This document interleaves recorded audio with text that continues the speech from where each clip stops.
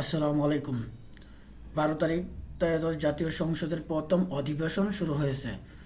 বাংলাদেশ দীর্ঘ একটি সময় পর গণতান্ত্রিক পথে যাত্রা শুরু করেছে।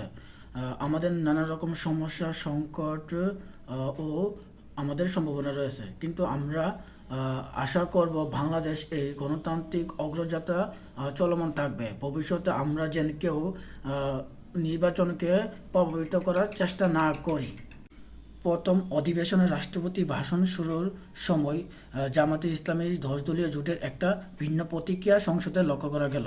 আর এই আলোচনাটা করার পূর্বে আমি আরেকটি আলোচনা করে আসতে চাই, তাহলেই আলোচনাটা বোঝা অত্যন্ত সহজ হবে। আমরা দেখলাম 11 তারিখ জামাত এবং এনসিপির পক্ষ থেকে বলা রাষ্ট্রপতিকে জাতীয় সংসদের অধিবেশনে ভাষণ দেওয়ার অধিকার নেই। এই আলোচনাটা একটু করে আসার চেষ্টা করব।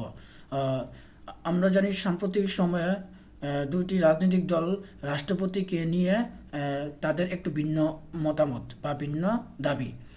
এনসিপির দাবি হচ্ছে রাষ্ট্রপতিকে প্রথমে অভিশংসন করতে হবে, আর জামাত ইসলামের একটু ভিন্ন দাবি হচ্ছে যে রাষ্ট্রপতি আওয়ামী লীগের দোসর, তাই তার জাতীয় সংসদে অধিবেশনে ভাষণ দেওয়ার অধিকার নেই।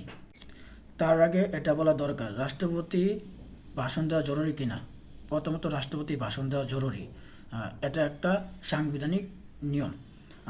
আর্টিকেল 73 এর মধ্যে 2A বলা আছে, প্রতি বছর প্রথম যে অধিবেশন হবে সে অধিবেশনে রাষ্ট্রপতি ভাষণ দেন বা ভাষণ দেবে।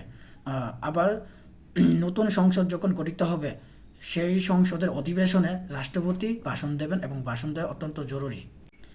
এখন অনেকে আমাকে প্রশ্ন করতে পারেন, 5ই আগস্টে গণ অভ্যুত্থানের পরবর্তী সময়ে আমরা কি সব কিছু সংবিধান মেনে করেছিলাম?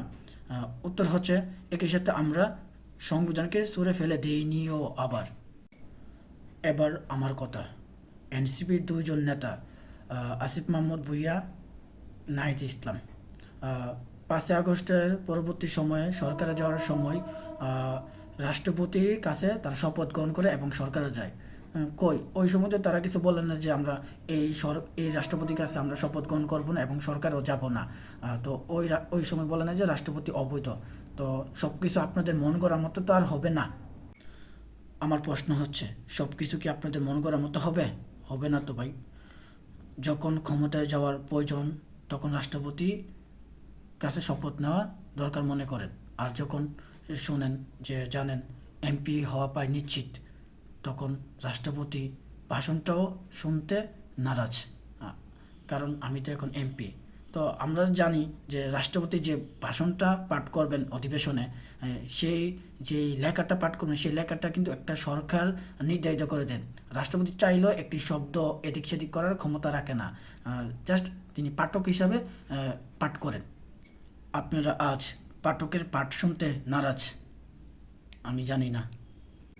এবার আপনারা সিদ্ধান্ত নেন, জাতীয় সংসদের প্রথম অধিবেশনে রাষ্ট্রপতির ভাষণের সময় তাদের এই কাজটা করা কতটা যৌক্তিক ছিল।